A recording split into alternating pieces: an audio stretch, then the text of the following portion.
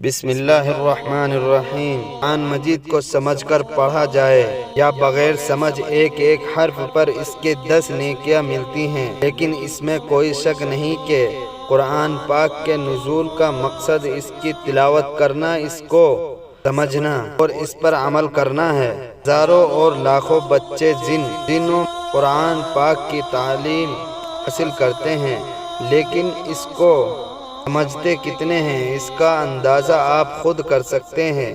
یہ صحیح ہے کہ بغیر عربی اور دین کا فہم حاصل کیے قرآن مجید کو صحیح طور پر نہیں سمجھا جاتا، لیکن کیا کوئی طریقہ ایسا ہو سکتا ہے طلباء کو قرآن مجید کا مقصد ایسے آسان طریقوں سے ان کے ذہن نشین کر دیا جائے کہ وہ اس مقدس کتاب سے جس کو وہ روزانہ پڑھ رہے ہیں یہ بالکل بے تعلق نہ رہیں، اور ان میں اس کو سمجھنے کے شعور کو پیدا کر دیا جائے۔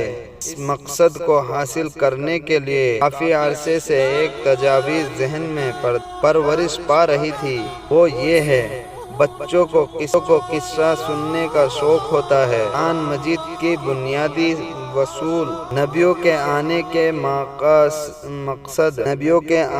مقاصد اور ان کے قصے، حضور سرور کائنات صلی اللہ علیہ وسلم کی زندگی اور دیگر ضروری امور کو آسان زبان اور قصوں کی صورت میں مرتب کر کے شائع کر دیا جائے۔ استاد صاحبان روزانہ ایک عنوان بچوں کے سامنے قصے کی صورت میں بیان فرما دیں اور پھر بچوں سے بھی قصے کی صورت میں سنیں۔ اللہ کی ذات سے یہ امید ہے کہ متواتر یہ طریقہ رکھنے کے بعد یہ چیزیں بچوں کے دماغ میں ذہن نشین کر دیا جائے۔ اللہ اکبر۔